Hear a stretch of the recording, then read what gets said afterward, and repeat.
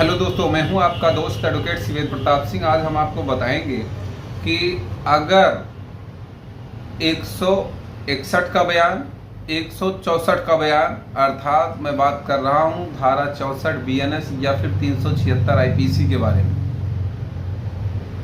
ये दो बयान पीड़िता के जो होते हैं, इसके अलावा सबसे इम्पोर्टेंट कड़ी क्या होती है और इन दोनों बयानों की क्या महत्ता होती है कोर्ट के केस में, इसके बारे में आज हम विस्तार से बात करेंगे। सबसे पहले तो ये जान लीजिए कि जो 161 का बयान है यह हर व्यक्ति को जानना आवश्यक है। 161 का बयान अक्सर मैक्सिमम केसों में दरोगा अपने मन मुताबिक लिखता है और वो क्या छापता है कि जो एफआईआर में है वही सेम वर्ड में आपको 161 के बयान में देखने को मिलेगा। और 164 का जो बयान होता है, 164 का बयान पीड़िता का वो थाने के संबंधित मजिस्ट्रेट के सामने होता है, यानी कि वो मजिस्ट्रेट नोट करता है। अब जब 164 का बयान होता है, कुछ लोग कहते हैं डराया गया, धमकाया गया, दबाव बनाया गया, लालच दिया गया, तमाम चीज़ें, तो आपको बता दें ये पीड़िता के लिए भी जानना आवश्यक है और अभियुक्त के लिए भी जानना आवश्यक है कि जो 164 का बयान होता है वो सिर्फ और सिर्फ मजिस्ट्रेट की उपस्थिति में होता है, पीड़िता द्वारा दर्ज कराया जाता है। ना वहाँ कोई पुलिस वाला होता है, ना कोई वकील होता है। तो भाई आपको डरने की कोई बात ही नहीं, यानी कि डरने का जो पॉइंट है, वो डरने का जो सवाल है, वो कोई मतलब उसका नहीं है। आप जो मन में आए वो दे सकती हैं, जिसके खिलाफ देना है उसके खिलाफ दे सकती हैं, जिन लैंग्वेज में देना है उस लैंग्वेज में दे सकती हैं। तो इसमें डरने जैसी कोई बात नहीं है। अब 161 और 164 का जो बयान, अब अगर वर्तमान समय में इसकी बात की जाए धारा की, तो धारा 180 और 183 बीएनएसएस भारतीय नागरिक सुरक्षा संहिता के तहत होने लगा है। ध्यान देने वाली बात यही होती है कि जो आपने एफआईआर में दर्ज कराया वही तरह से बयान 161 में होना चाहिए और जो आपका कहना 161 में है वही सेम होना चाहिए 164 में, क्योंकि घटना तो एक ही है। तो एक ही घटना मतलब आप चाहे जई बार आपसे पूछा जाए सेम होनी चाहिए, लेकिन ऐसा ज़्यादातर मामलों में देखने को नहीं मिलता है।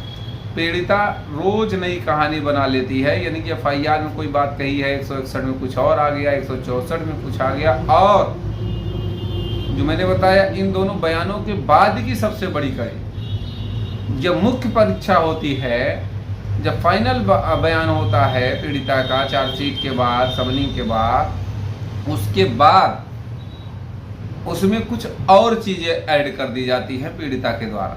तो क्या ये सब करना सही होता है?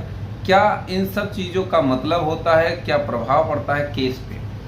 देखिए, अगर आप रोज नई कहानी बना के जाते हैं, रोज नई बात बताते हैं कोर्ट को, तो कहीं ना कहीं आपका केस इसलिए कमज़ोर होगा कि अपोजिट पार्टी अर्थात अभियुक्त पक्ष इस चीज़ को कहानी इसलिए बना देगा, मान लेगा, साबित कर देगा कि भाई अगर इनके साथ अपराध हुआ था तो ये एक बार में ये सारी बात बताएं। रोज एक नई बात पेश करना, रोज एक नया विचार आपको रखना या रोज एक नया आरोप लगाना, ये तो, और उन आरोपों का कोई एविडेंस भी नहीं है। तो 161 हो या 164 हो, इन दोनों बयानों को देते समय पीड़िता को कई बारीकियों का ध्यान रखना आवश्यक होता है और इस बयान से केस पर बहुत प्रभाव पड़ता है। यह बयान तय करता है कि अभियुक्त को सजा होगी कि नहीं होगी।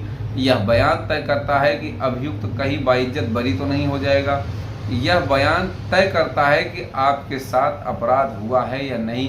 कहीं कहीं पीड़िता 164 का बयान अभियुक्त के फेवर में दे देती है और बाद में सोचती है कि उसे सजा हो जाए। कैसे हो जाएगा जब तुमने स्वयं कह दिया कि मैं मर्जी से गई थी, ये है वो है, इसने कोई गलत काम नहीं किया, तो फिर वो उसका अपराध बन ही कहाँ रहा है? फिर उस पर 376 अप्लाई कहाँ हो रही है? उसको सजा के बारे में आप क्यों सोच रहे हो कि भाई सजा हो जाएगा? तो देखिए, कोई भी वीडियो होता है वो किसी एक फेवर के लिए नहीं होता है कि इसमें अभियुक्त के पक्ष का है या फिर इसमें पीड़िता के पक्ष का है, ऐसा नहीं है। कोई भी जानकारी जब दी जाती है तो एक एक बंदे के लिए होती है, उसमें से जो मसाला जिसके लिए हो वो अपना इस्तेमाल करें, वो जानकारी जिसके भी काम आ सके वो काम में लेना चाहिए। बाकी ये विचार छोड़ दीजिए कि अपराध अगर आपके साथ हुआ है और आप फेवर ले रही हैं अभियुक्त को तो उसको सजा हो जाएगी। काहे सजा हो जाएगी भाई? अगर कुछ और पूछना है, कुछ जानना है, कुछ डिस्कस करना है तो स्क्रीन पर चल रहे नंबर पर फ़ोन करके जानकारी ले सकते हैं। उम्मीद करता हूँ, आशा करता हूँ आज का यह वीडियो आपको बेहद पसंद आया होगा। अगर वीडियो पसंद आए तो वीडियो को लाइक करें, शेयर करें। यूट्यूब चैनल SP 72 कानून प्रयागराज को जरूर सब्सक्राइब करें। कोई सवाल शेष रह गया है तो आप कमेंट बॉक्स में कमेंट करके अपने सवालों के जवाब ले सकते हैं।